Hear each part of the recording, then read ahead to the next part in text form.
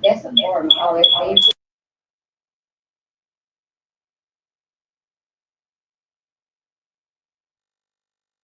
a diversidade cultural e a interdisciplinaridade.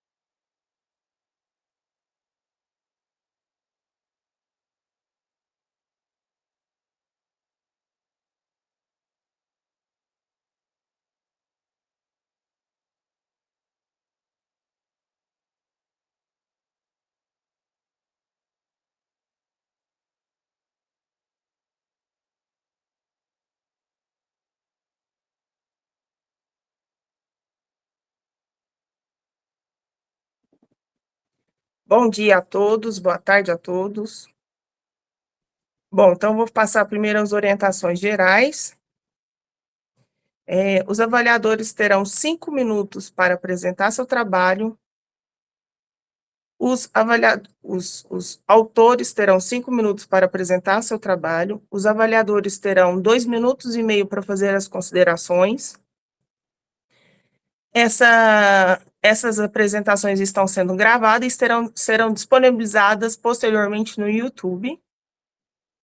O apresentador tem que fazer, a sua câmera tem que estar aberta para fazer a apresentação.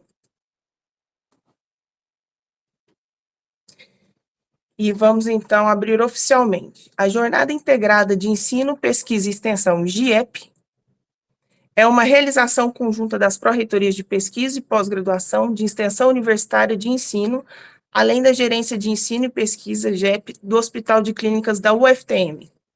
O objetivo principal da GEP é apresentar os resultados dos programas e projetos de ensino e de pesquisa científica e tecnológica e das ações de extensão, com vista a estimular o processo educativo por meio da integração entre ensino, pesquisa e extensão. Em relação às ações extensionistas, são apresentados e discutidos os programas e projetos registrados no ano, incluindo as atividades contempladas pelos programas de bolsa institucional e bolsas externas. Dessa forma, a UFTM se propõe a uma formação integral do discente, considerando a complexidade e o desafio face ao conhecimento, à diversidade cultural e à interdisciplinaridade.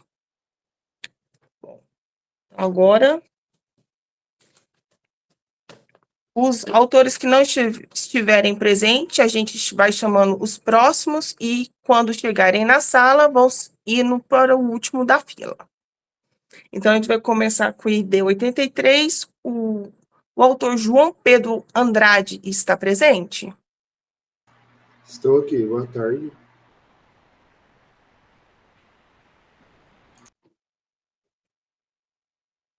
João Pedro? João Pedro, então, você tem 5 minutos para você realizar a sua apresentação.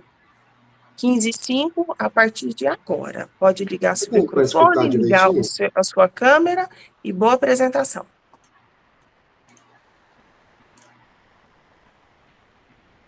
Tá dando para escutar?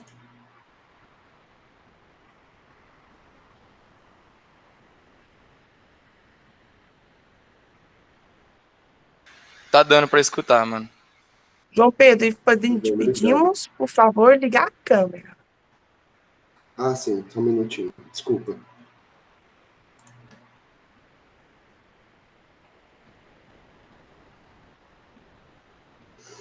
Então, olá, boa tarde, espero que estejam todos bem. Meu nome é João Pedro, sou graduando do 5º período do curso de Geografia da UFTM e hoje estou aqui para falar um pouquinho de uma atividade que desenvolvi para ensinar climatologia para crianças do ensino fundamental da Escola Municipal Santa Maria. Antes, gostaria de agradecer ao coordenador Rosenberg e ao supervisor Marcos pela oportunidade de participar do PIBID. E agradecer também à minha dupla Ana Júlia Brits, com quem pensei todos os detalhes desde o início. Para começar, gostaria de falar que o PIBID é o Programa Institucional de Bolsas de Iniciação à Docência, que é uma proposta de valorização dos futuros docentes durante seu processo de formação. Tem como objetivo o aperfeiçoamento da formação de professores para a educação básica e a melhoria da qualidade da educação pública brasileira.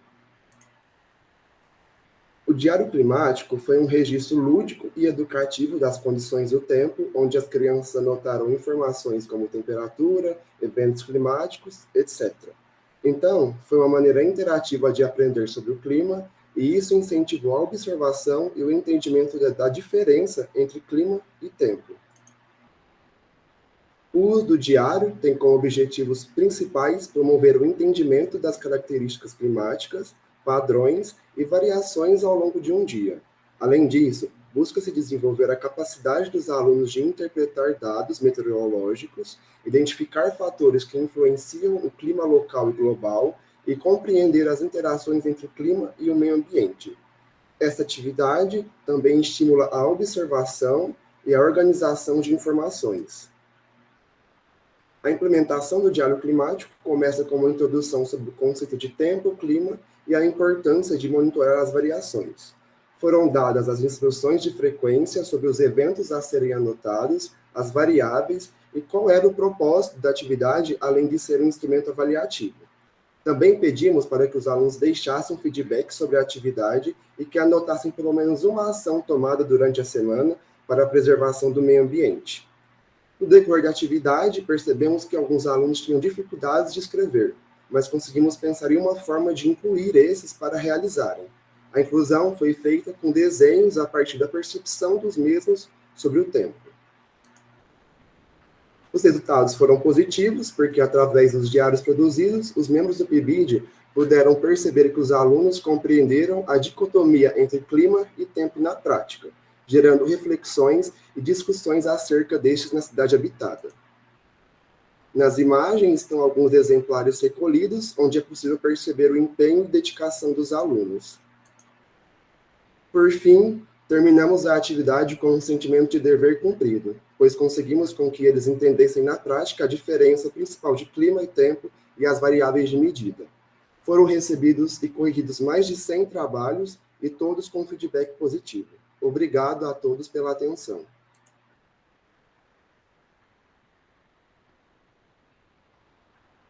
Com a palavra os avaliadores.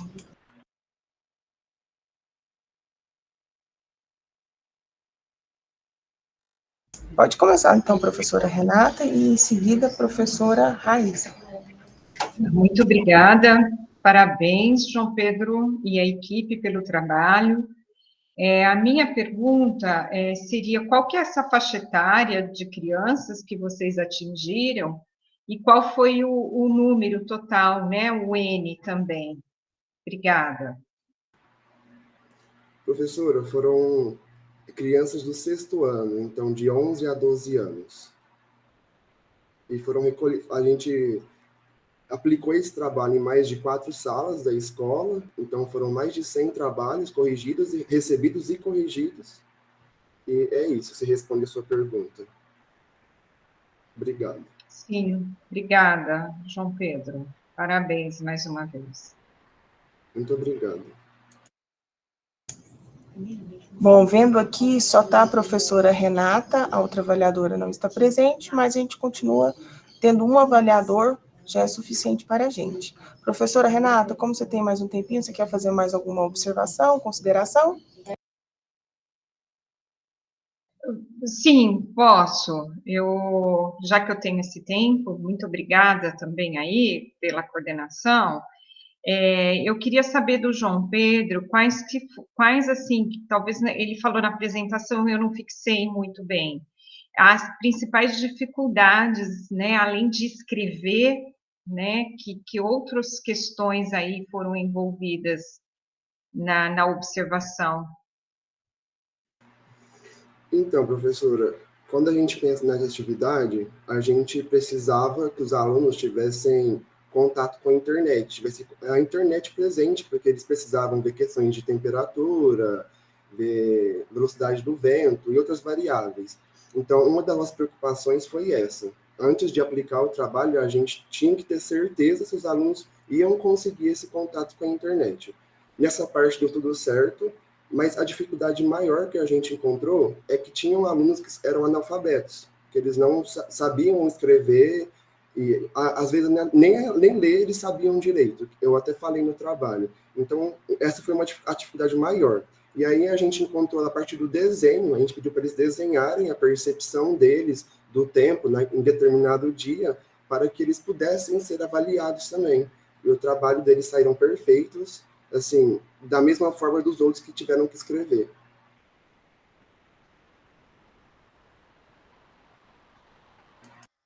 Tá certo, João Pedro. Até pela faixa etária, né? Essa dificuldade de escrever não deveria ser a principal causa, né, de dificuldade aí dessa. E foram crianças, aí de escolas públicas aqui de Uberaba mesmo? Escola Municipal Santa Maria, é pública. Santa Maria. É aqui de Uberaba? Desculpa, eu não sei. Isso, de Uberaba, no bairro Santa Maria, perto da Uniub. Ah, ok, tá certo. Ok. Obrigada mais uma vez. Obrigado você, professora. João Pedro, muito obrigada. Pode finalizar sua apresentação. Muito obrigada. Bom, agora vamos seguir para o próximo. ID 84, o FTM Cultural, discutindo a inserção. Antes, mais nada, né? Vamos ver se o autor Jorge Henrique está presente. Tô aqui sim. Boa tarde. Boa tarde, Jorge Henrique. Então, vou continuar lendo aqui, tá? Bom que as pessoas vão saber qual que é o título do seu projeto. O FTM Cultural, discutindo a inserção da cultura hip hop na universidade e o papel da cultura na extensão universitária. Jorge Henrique, então agora são 15h13, você tem 5 minutos para a sua apresentação, sob pena de ser tirada ponto se ultrapassar 5 minutos. Boa apresentação. Certinho. A sua câmera tem que estar ligada. Opa, Tá bom? esqueci, calma aí. Tá bom, sem problema. Aí, deixa eu só arrumar aqui.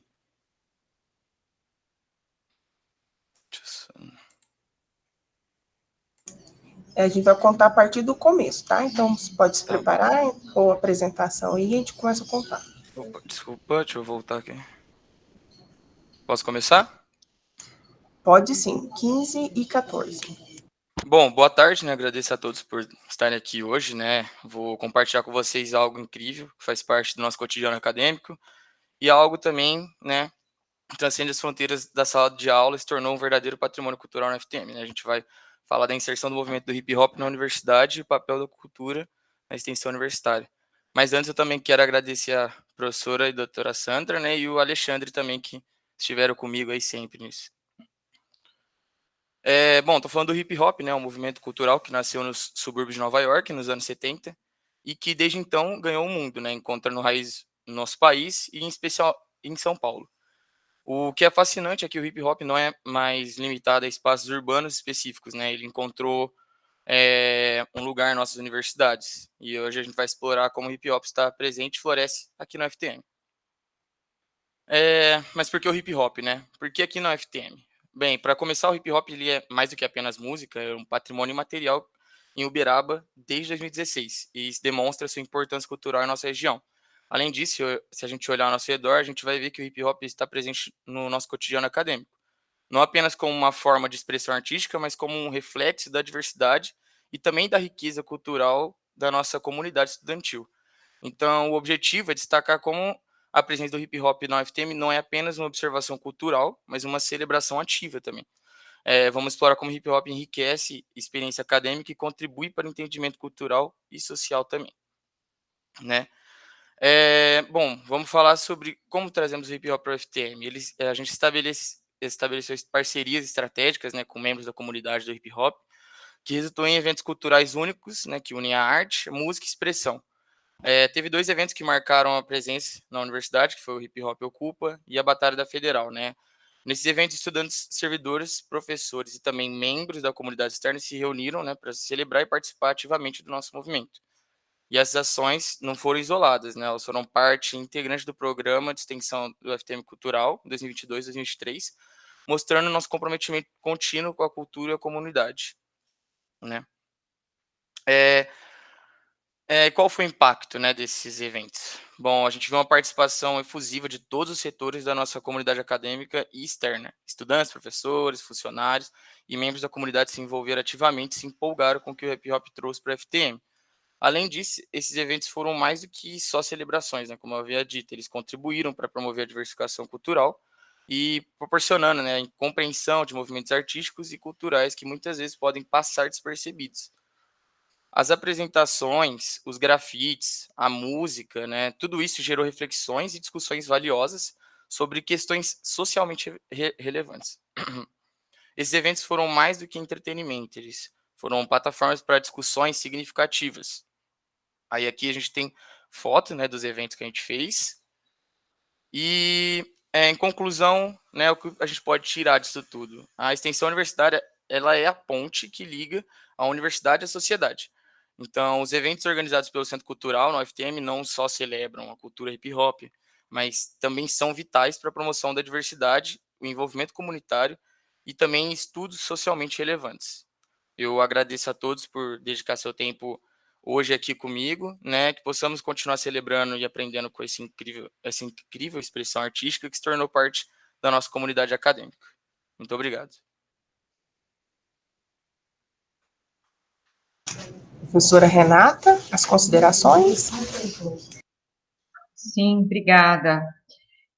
Jorge, parabéns pelo trabalho, pela iniciativa, né, e juntamente com a tua equipe. Uma questão que eu queria discutir um pouco melhor com você, que eu acho que ficou faltando, como vocês atingiram, né, esses estudantes e qual é a concentração desses estudantes, talvez períodos, de que curso eles eram, e também como que vocês fizeram para motivá-los, né, nessa participação.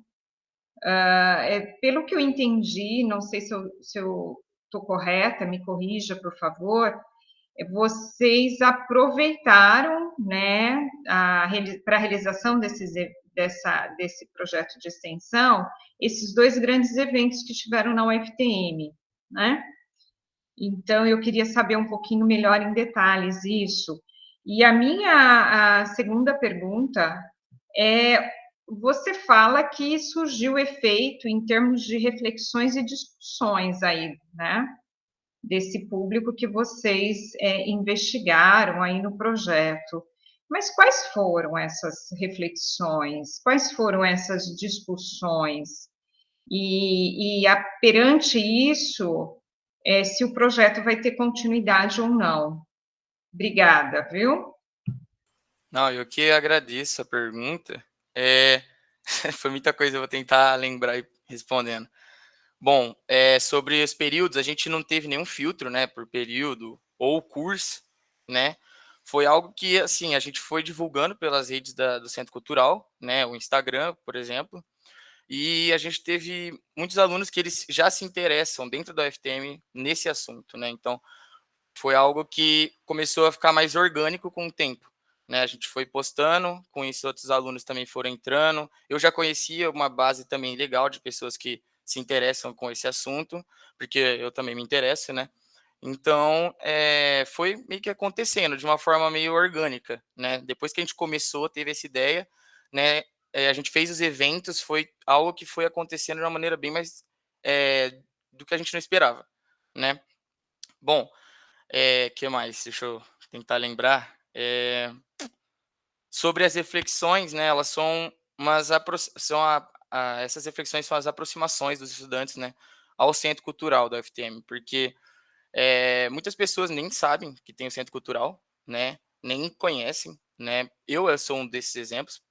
Então, depois que as pessoas elas começam a ouvir dizer ou ver que alguns eventos são feitos por nós, né? Começam a surgir mais pessoas interessadas nisso. Então, né, essa foi uma das reflexões. Então, o feedback ele acaba sendo espontâneo, né? Porque acontece um evento, aí outras pessoas ficam sabendo. Logo após isso, no outro que a gente faz, vem mais gente, que vai trazendo cada vez mais gente.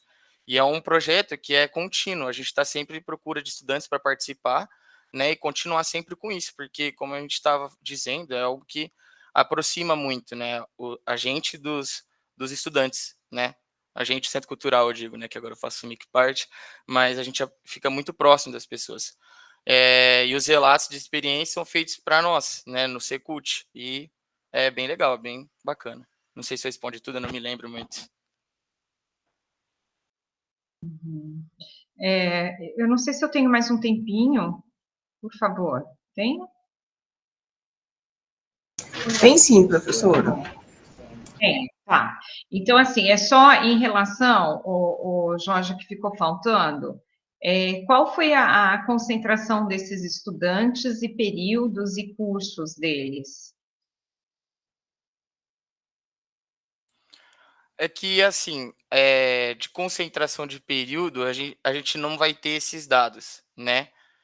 De qual período exatamente, porque, como eu fui te dizendo, a gente como que eu posso dizer?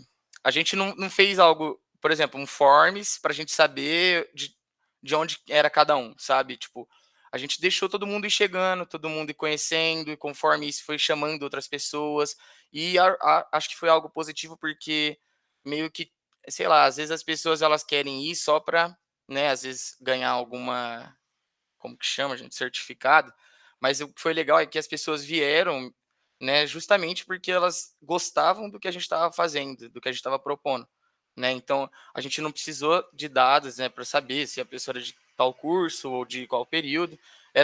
A intenção era realmente integrar todo mundo, né? Então, para a gente não vai ter dado específico. Ok, muito obrigada, Jorge. Parabéns mais uma vez. Eu que agradeço. Parabéns, Jorge. Agora a gente vai chamar Giovana Silva e Oliveira, está presente? Tô sim. Então, o título do projeto é A Família em Intersecção com a Sexualidade e Experiência com Jovens Aprendizes de Minas Gerais. Giovana, agora são... Na verdade, você pode pôr já a sua apresentação, que a gente começa a contabilizar. Tá bom. Tá dando para ver? Tá dando para ver, são 15h24, Giovana. Você tem 5 minutos, tá? Não pode ultrapassar sob pena de perder uma pontuação. Pode começar. Tá bom, obrigada. Boa tarde para todos. A apresentadora do trabalho sou eu, Giovana. A orientadora é a professora doutora Walter Amora de Faria Silva. E as duas coautoras são a Ana Júlia Tomazella Bertolini e a Bruna Lopes Couto. E o título do trabalho é A Família, Intersecção com a Sexualidade e Experiências com Jovens Aprendizes de Minas Gerais.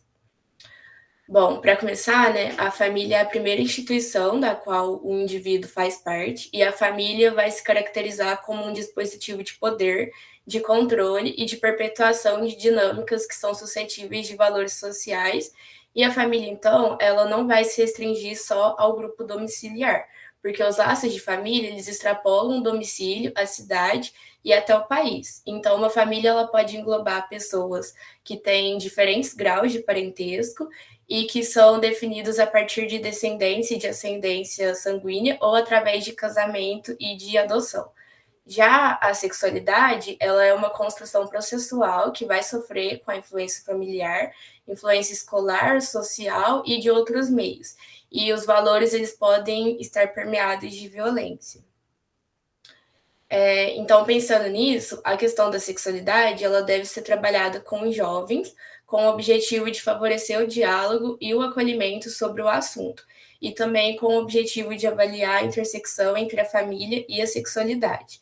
Então, pensando nisso, foram desenvolvidas atividades de extensão universitária da LIS, que é a Liga de Sexualidade da UFTM, em uma instituição que visa o ingresso de jovens aprendizes no mercado de trabalho. Essa instituição é localizada aqui em Uberaba mesmo, e isso foi realizado com um grupo de 18 jovens com idade entre 16 e 21 anos.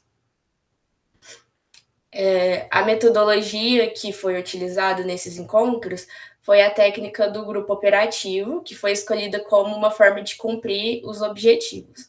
A técnica de grupos operativos, ela consiste em um trabalho em grupos, onde o objetivo é promover um processo de aprendizagem para os sujeitos envolvidos. Então, aprender em grupo vai significar ter uma leitura crítica da realidade, uma atitude investigadora, uma abertura para as dúvidas e para as novas inquietações. E aí, nesse sentido, foram realizados 3 encontros, um encontro por semana, e cada encontro tinha duração de 1h30.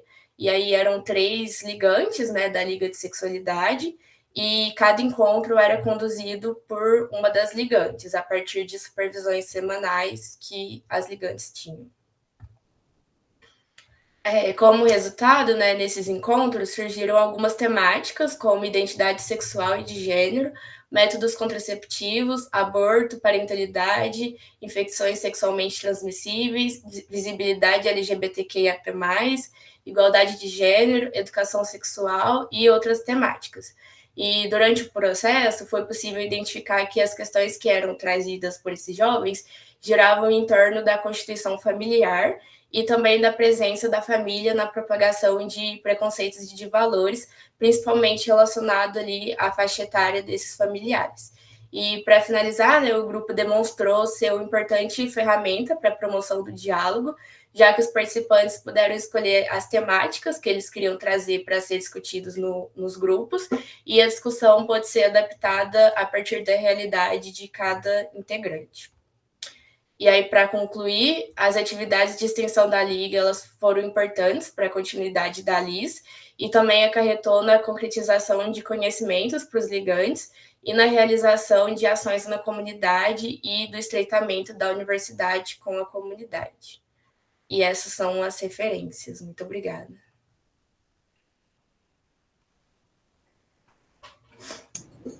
Professora Renata. Obrigada. Parabéns, Giovana, pelo trabalho, pela equipe aí, né? Desenvolvendo um trabalho bem importante também. Giovana, uma dúvida que eu fiquei, talvez você poderia aproveitar esse tempinho para esclarecer melhor, né? Porque na apresentação não dá para pôr tudo. O que você disse que teve 3 encontros e que nesse encontro foram reportados temas, né? Vários temas aí, né? Bastante temas, inclusive. Eu queria saber se deu tempo de discutir tudo em 3 encontros. Sim, cada encontro tinha duração de 1h30, então deu tempo, sim, de discutir tudo. Deu tempo, né? Tá. Uhum. E assim, para você é de que curso, Giovana? Eu sou da psicologia. Da psicologia, ótimo. Então, vou aprender um pouco mais com você agora, né? Como que, assim, para a identificação desses temas, porque eu entendi que aí os encontros foram o próprio grupo que foi meio que conduzindo, né? Mas existiu aí um cronograma, não é bem um cronograma, mas perguntas, eu vou dizer perguntas aí para essa técnica operativa. Como que foi conduzido isso? O que a gente fez no primeiro encontro foi chegar e apresentar a Liga, né? Falar que nós somos da Liga de Sexualidade e a gente passou uma caixinha com algumas folhas de papel e pediu para eles escreverem algumas temáticas que eles queriam discutir.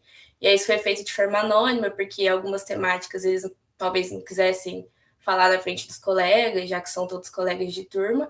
E aí depois a gente levou essa caixinha para casa, leu todos os temas que eles queriam discutir. Aí nós 3 estudamos sobre o tema e nos próximos encontros a gente dividiu eles em grupos para debaterem sobre alguns dos temas que eles escolheram e depois fazer uma discussão geral sobre cada um desses temas. Muito bem, tá vendo que eu estou aprendendo com você, né? Não é meu domínio. E mais uma questão, só para finalizar, porque a gente tem um tempo aí rodando, Giovana, que período que você está da psicologia? Eu estou no 7º. No 7º, está quase se formando, né? É isso? Sim. O que você tá levando, ó, professor aí, o que você está levando de conhecimento aí dessa experiência que você teve nesse grupo para a tua carreira profissional aí, futura psicóloga, Giovana? Eu acho que o que eu mais levei, assim, de tudo isso, uma das principais coisas foi a comunicação com os jovens, porque tinham alguns ali adultos, né? Porque tinham alguns de 20, 21 anos, mas a maioria ali era adolescente, 16, 17 anos. E às vezes é um pouco complicado, assim. Eu, pelo menos no começo, senti uma dificuldade de entrar, assim, um pouco no mundo deles, sabe? Porque são adolescentes que já entraram no mercado de trabalho, são alunos de escola pública, e aí chegou 3 alunos de uma universidade pública para querer debater sobre alguns temas que são meio tabus, assim, com eles. Então, no primeiro encontro, eu senti um pouco de dificuldade de entrar, assim, ali na realidade deles se abrirem. E aí precisou meio que um manejo, assim, para conseguir fazer isso. Eu acho que o principal que eu levo é essa questão. Rapidinho que eu já vou terminar. Tá bom. Esse grupo, quantas pessoas tinham? Era Eram grupo... 3. Não, eu falo grupo operativo dos estudantes. Quantas Eram pessoas? 18, se eu não me engano. 18. Eram 18 jovens. Tá, ok. Eu acho Renata, que posso só te contar uma coisa? Claro. Não, porque esse projeto está dentro das ações da Liga, então a gente fez 6 grupos nessa instituição, né? 3 orientados por mim e 3 pelo Vitor, né? Que nós somos coordenadores, né?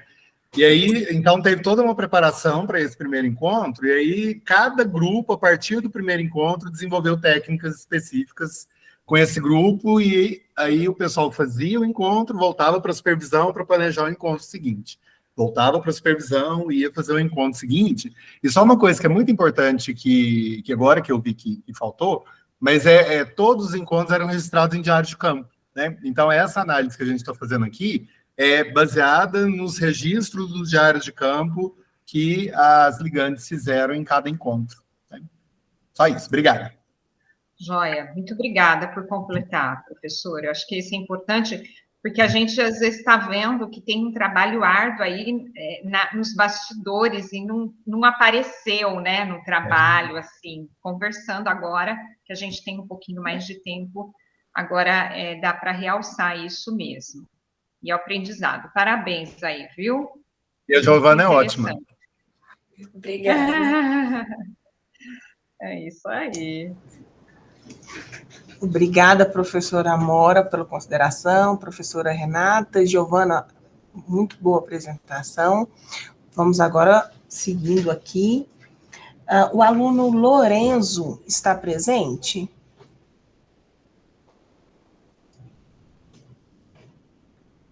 Lorenzo, você está aí? Pode até testar seu microfone aí. Eu vi que você está aqui. Conseguindo me ouvir agora? Agora sim. Lorenzo, então, vamos chamar então o seu projeto, né, que é a Mediação no Complexo Cultural e Científico de Perópolis, CCCP-UFTM, Vivência no Programa Interface entre Artes, Ciências e Matemática. Lorenzo, você pode abrir sua câmera e pode pôr seu slide, e aí você vai ter 5 minutos, sob pena de perder pontos se ultrapassar 5 minutos. Então, vamos lá. A gente só não está te vendo.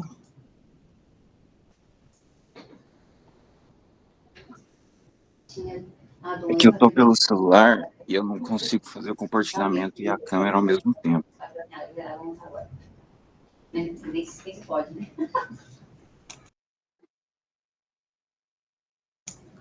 Bom, então, você vai fazer o compartilhamento da apresentação e logo em seguida, para fazer as argumentações do avaliador, peço a gentileza, então, de você abrir sua câmera, tá bom? Ok.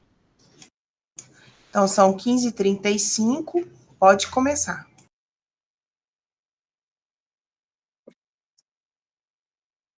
Vocês conseguem ver a tela? Sim. Sim. Ok. Então, o projeto basicamente se resume à união da arte e a ciência, principalmente no Complexo Cultural Científico de Perópolis. Eu coloquei algumas imagens para aqueles que nunca foram no museu conseguirem entender como que é a geografia de lá. O Museu dos Dinossauros, principalmente, tem como objetivo fazer a mediação de visitas de escolas dentro do museu. Então, apesar da gente receber visitantes adultos e de todas as idades, e de diferentes localidades também, a gente tem como principal público alunos de escola pública. Aqui tem uma foto das mediações. A metodologia utilizada foi a mediação, que é esse meio de campo que a gente faz entre a arte e a ciência. Então, a gente dispõe de diversas réplicas de dinossauros, réplicas de fósseis de dinossauros, réplicas 3D também.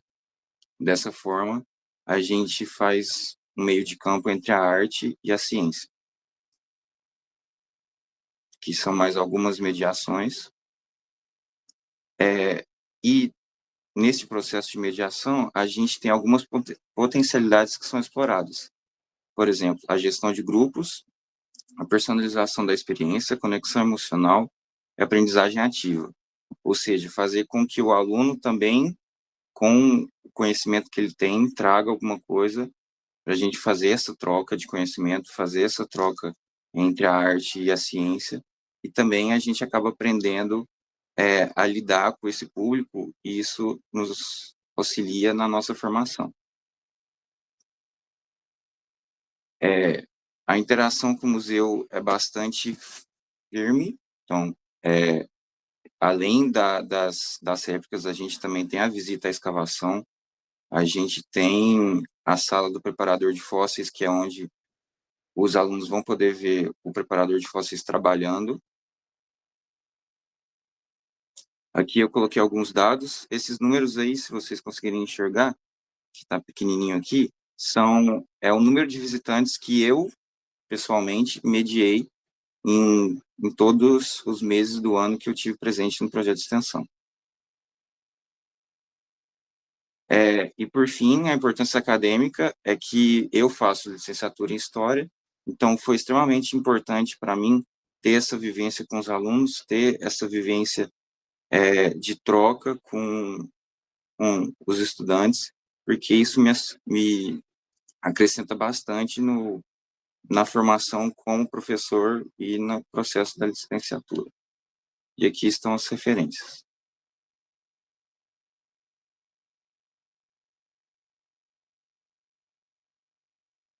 É isso. Bom, agora a gente pede a gentileza, Lourenço, para você ligar sua câmera para fazer a nossa discussão com a avaliadora. Professora Renata? Sim, estou aqui. Parabéns, Lourenço, aí pelo trabalho.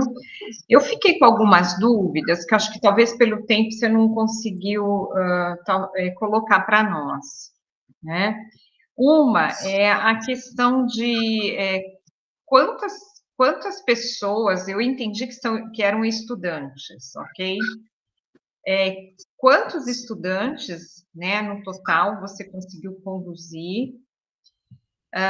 E aí seriam quantos grupos, né? E pensando em contatos, você teve que ir para Peirópolis, o teu campo de trabalho foi lá mesmo? Vou começar por essas. Então, a gente tem como principal público-alvo os estudantes, então as escolas marcam, agendam, né, a visita lá no museu, e aí a gente tem como objetivo fazer essa mediação, fazer a visita guiada, explicando todas as réplicas, explicando como um pouco da história do bairro também. E sim, a gente tem que estar lá presente no museu, em Peirópolis. Como a gente trabalhava em escala, cada aluno, cada bolsista, tinha que estar lá pelo menos 2 vezes na semana, fazendo 40 horas mensais. E apesar do nosso público-alvo serem os estudantes das escolas que agendam as visitas, a gente também recebia visitantes que estavam apenas passeando e que se interessaram por uma visita guiada. Então, a gente atendeu todos os tipos de público. Tá. Eu não entendi muito bem como que foi essa metodologia, que um dos recursos, né, é a questão de réplicas. Eu não entendi bem como que é como que foi esse trabalho desenvolvido? Então, a conexão entre a arte e a ciência surge exatamente nessas épocas. No museu, a gente, além dos fósseis reais de dinossauros que a gente tem dispostos lá, nós também temos as réplicas dos dinossauros, como eles seriam, eles são retratados como eles seriam em vida. Então, a gente tem essas réplicas que a criança ou o adulto vai poder olhar, e essas réplicas são desde feitas com espuma, feitas com diversos materiais, com gesso, que é para poder representar os dinossauros como eles seriam em vida. Então, a gente consegue trabalhar mais com a imaginação das pessoas dessa forma.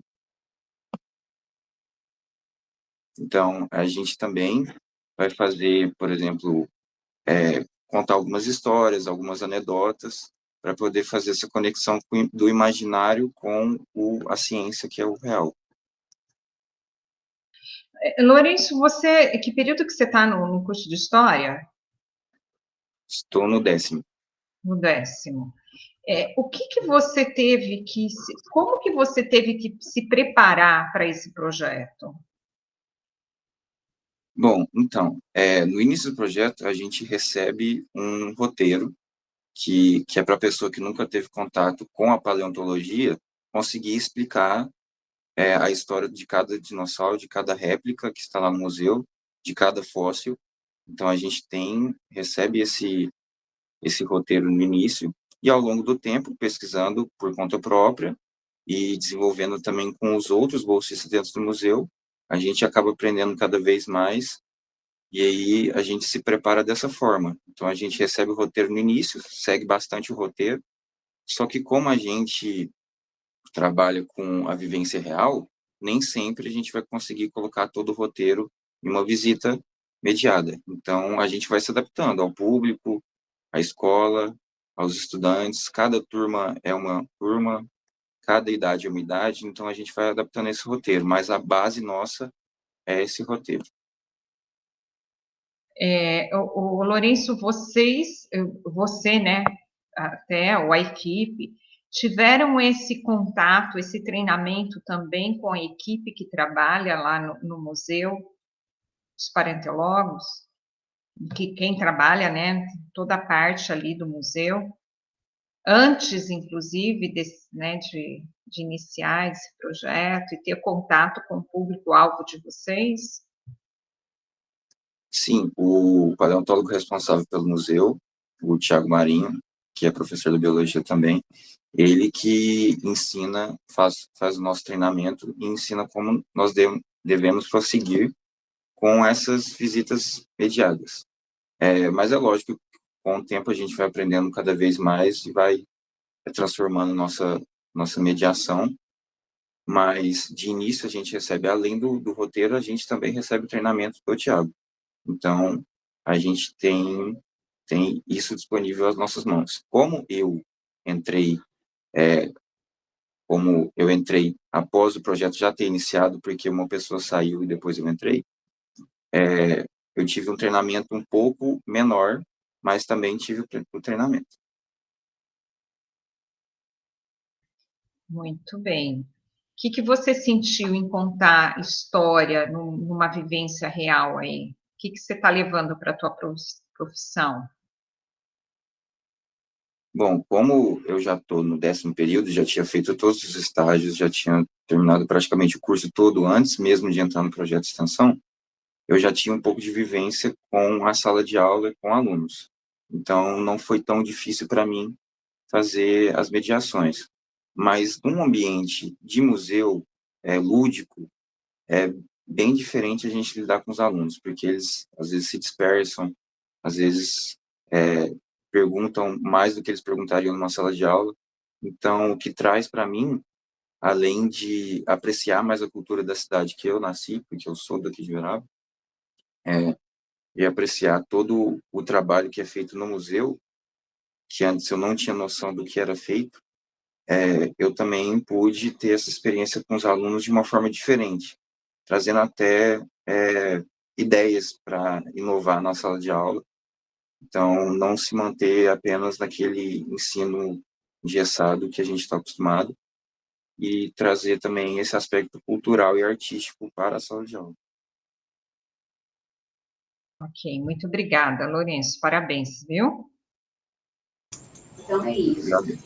Não precisa, então só Parabéns, Lourenço, obrigada, Renata, professora Renata. Agora vamos para a última autora. Ana Luísa está presente? Sim. Ana Luísa, bom, então o ID dela é 87, Museu Memória Viva, apoio à educação básica. Ana Luísa, então a gente pede a gentileza. Olá, professor, orientador, muito obrigada pela presença também. Ana Luísa, então a gente pede para você ligar sua câmera e assim que tiver tudo pronto, você tem 5 minutos para fazer a sua apresentação, sob pena de penalidade de perda de ponto. Certo, estou abrindo aqui.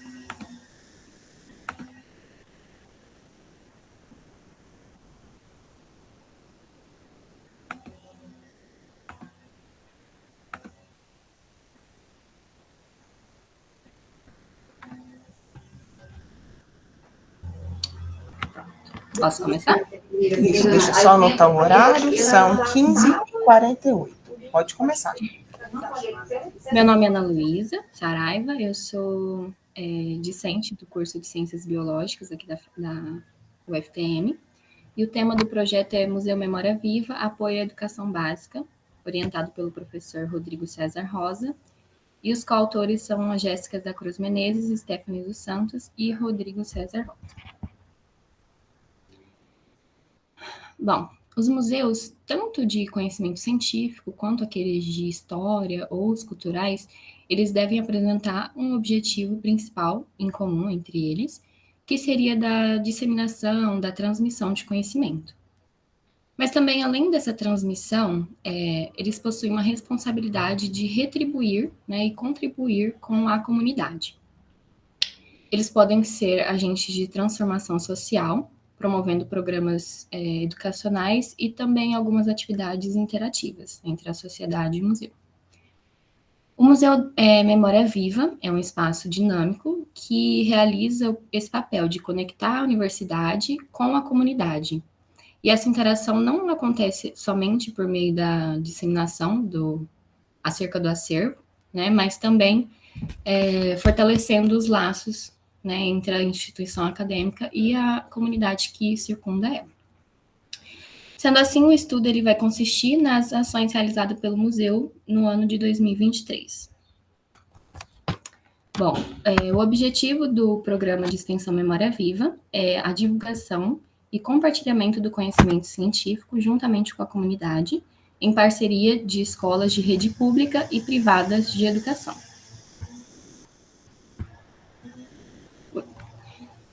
No ano de 2022, as exposições do museu foram realocadas temporariamente no Museu dos Dinossauros, lá em Peirópolis, e ela se estendeu por mais um ano, né, agora em 2023. As exposições, elas contêm macromodelos e também um acervo anatômico, né, nas temáticas de evolução, desenvolvimento e anatomia do corpo humano. Aqui eu coloquei algumas fotos de como que está alocada, né, a exposição do acervo do Museu Memória Viva lá em Peirópolis. E como resultados, foram realizadas 86 visitas guiadas nos meses de março até outubro, com a participação de turmas de alunos da educação básica, sendo dessas 82% da rede pública e 18% da rede privada. Atraiu 7.487 visitantes, sendo eles 2.567 provenientes do público em geral, né, que se aderiram voluntariamente para fazer essa visita. No ano de 2023, foram realizadas contribuições com as escolas aqui de Uberaba, envolvendo o empréstimo do material da exposição do museu para feiras de ciências e para exposições. A atuação dos bolsistas de extensão na mediação da exposição foi muito importante, não somente para a população, mas também para os bolsistas, porque eles puderam aprofundar, né, a experiência, trocar informações ali com os visitantes e orientações também, o que acaba enriquecendo a compreensão da exposição. Obtivemos uma alta satisfação do público atendido, indicado pelos relatos dos bolsistas mediadores, e os indicadores, eles mostram que o programa atendeu sim as expectativas, proporcionando uma base científica sólida para a formação dos alunos que visitaram a exposição. E essa exposição, como parte do Museu dos Dinossauros, teve um impacto significativo, demonstrado pelos grande número, né, de visitantes e também pela diversidade das instituições que foram atendidas. Aqui a gente tem uma foto de uma mediação em 2023, lá na sala de exposição do Memória Viva, e a outra imagem é uma visita do ano passado na Escola Uberaba, onde a gente fazia meio que uma aula de anatomia para esses alunos. E, em conclusão, a exposição do Memória Viva como parte integrante do Museu dos Dinossauros não só fortaleceu as ações museais da UFTM, como também tornou uma iniciativa valiosa de valorização e compartilhamento do conhecimento científico e cultural, contribuindo ativamente para a educação básica, proporcionando uma experiência enriquecedora aos alunos e também incentivando o processo de apropriação dos museus da UFTM como ambientes de educação, arte e cultura. Aqui são as referências. É isso.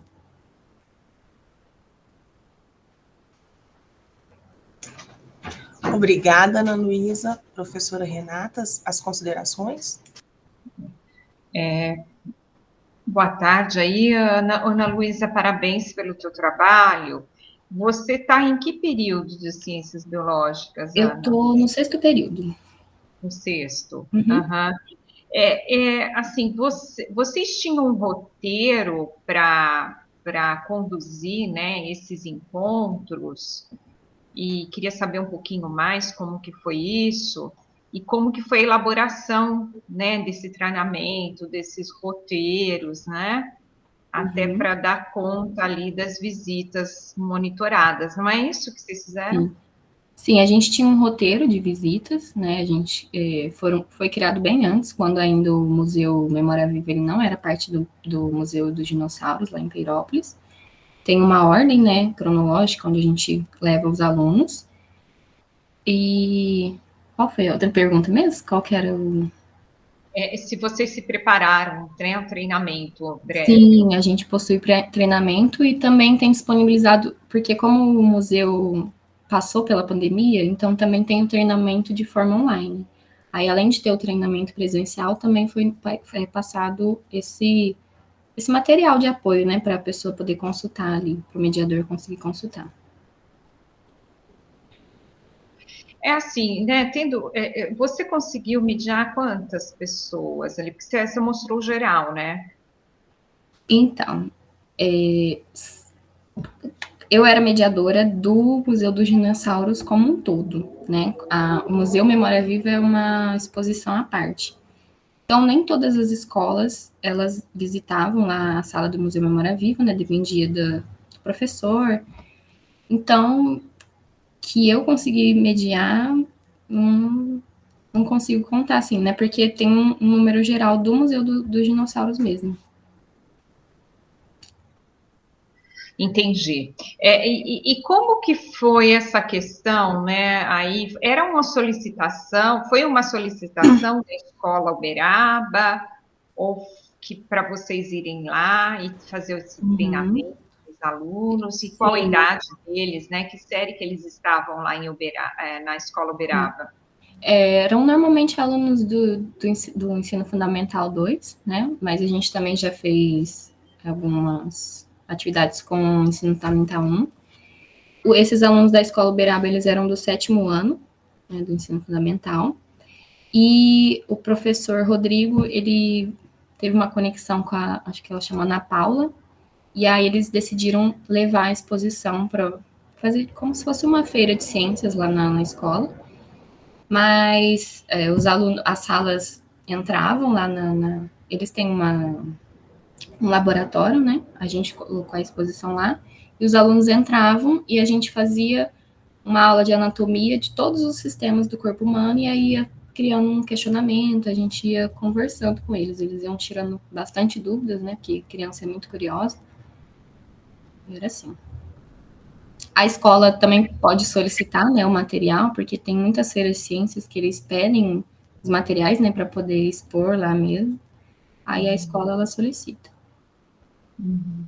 E como que é para você, Ana Luísa, ensinar com esse material, né, vivo aí, vamos dizer assim, não sei se pode chamar vivo, né, mas são materiais, né?